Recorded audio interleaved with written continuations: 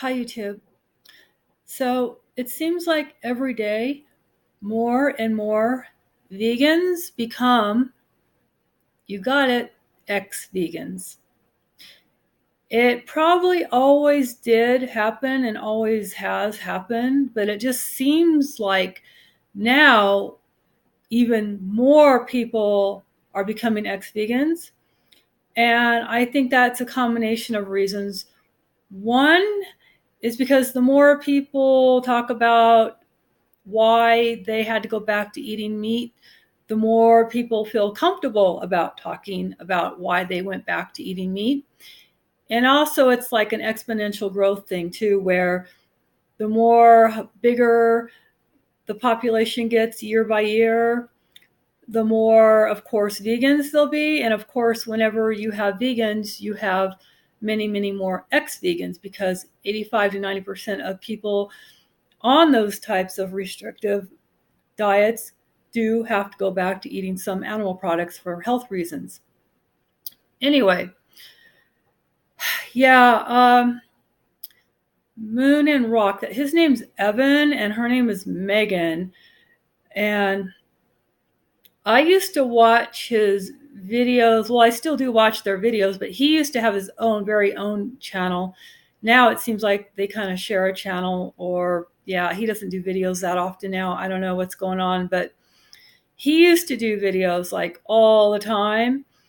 And I remember when I lived on the Big Island, that's where they live, and he moved there about 2 or 3 years after, was it?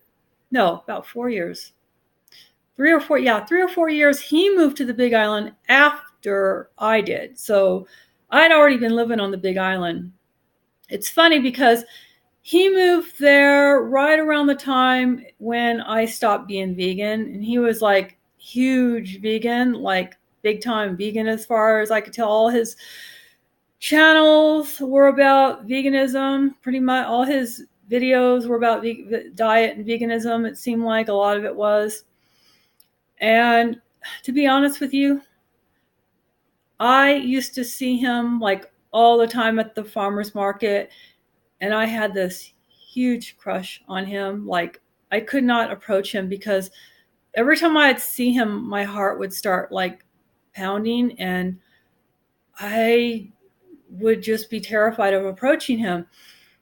He just looked like the hottest thing on earth, and he used to walk around with no shirt on and shorts on at the market. I remember seeing him like that.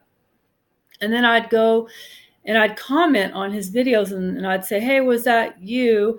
I saw you today. Was that you at the farmer's market?" And he'd say, "Yeah, I don't bite. You should have come up and say hello sometime." And I was just like always way too afraid and scared or something of rejection or something. Like, I'd always watch his videos and I'd always see him with different girls, and I would think, well, I don't want to be number, you know, 50 or something. Like, seems like every week he was with a different girl.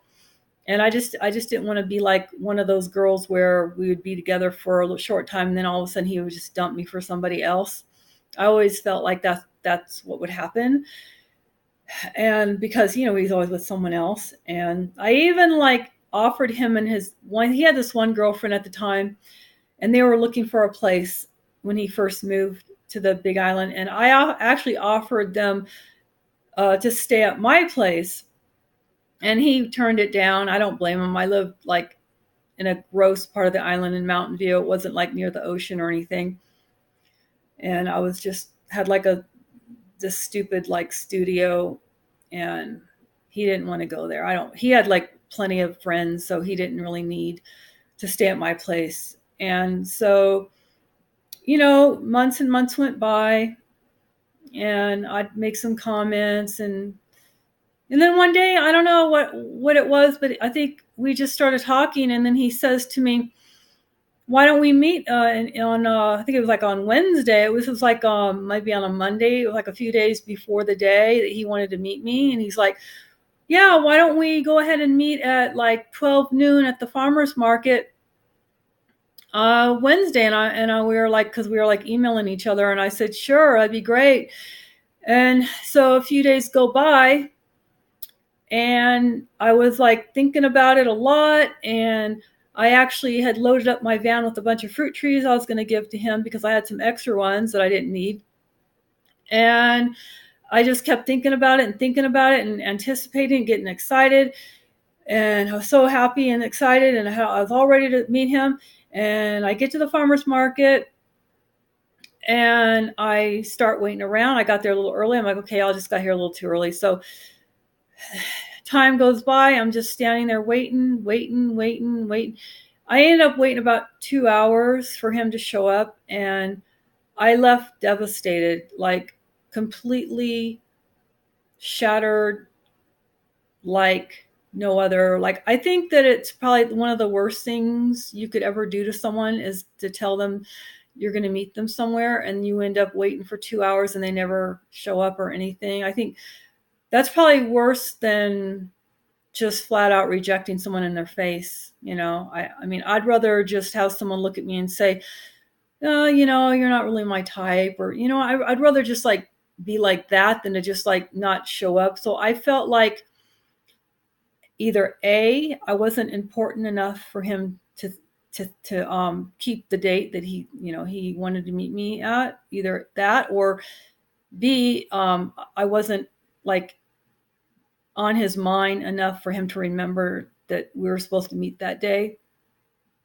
So I figured that's it. Like, I don't want to get hurt that bad. I mean, think about it. If I had gotten involved with him and then he did that to me after I already like knew him, that would probably have hurt so much more. So I figured it was best probably not to ever meet him. So I went home and I just threw all the trees in the trash. Like, I basically just put them in the mulch pile because I had no use for them. There was, I don't know what, maybe a couple orange trees and some, what do you call those? Oh, I don't know, some tropical trees. I don't remember what they were now, but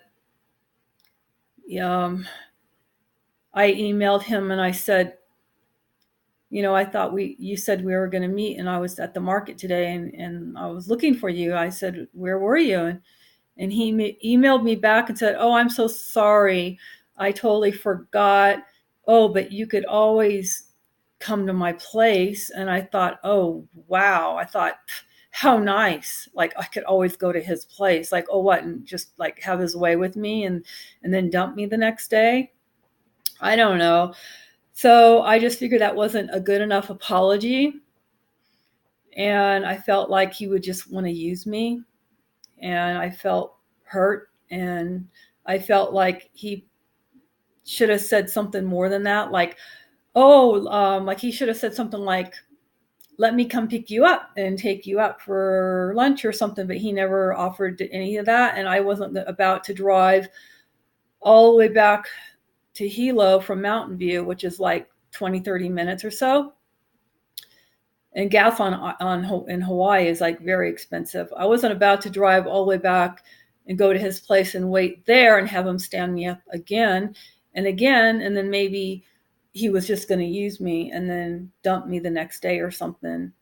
And so, and also I felt like, well, because I'm not vegan and he is vegan, he probably doesn't really like me that much. And because I'm so much older than him. And I was actually planning around that time that I was going to have to move because it was getting to be difficult for me to make money on the island because all the tools I use online, the tools I use online, they're one by one disappearing because of the war that's on sex workers. And I figured that I needed to leave, and I didn't want to be stuck on the island and be homeless. And I had to sell my house just to have enough money to leave because, again, the war on sex workers is bad. They're taking away all our resources and all our tools that we use to stay safe. And everything online. So I was running out of money and I needed to sell my house and I needed to get off that island before I got stuck there.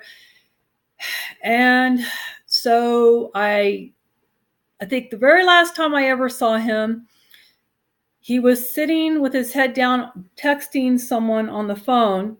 And this is at the farmer's market. And I felt like he had no interest in me because I walked right by him and he totally ignored me. And I said something, I said hello or something. I'll talk to you later. Because I had like all these bags of groceries. It was like really heavy. And he just totally was like just ignoring me and texting. So I figured, forget it. He didn't even hear me. He doesn't care. And so I just put all my stuff in the car. I think I went and I got something to eat and I went back to my van and I looked and I saw him sitting and talking to some girl. So I didn't want to bother him. So I just left. And that was the last time I'd ever seen him. And that was like a few weeks before I'd moved. So, and now he's not vegan. So now maybe he's got his memory back. I don't know. Who cares? Whatever. Take care.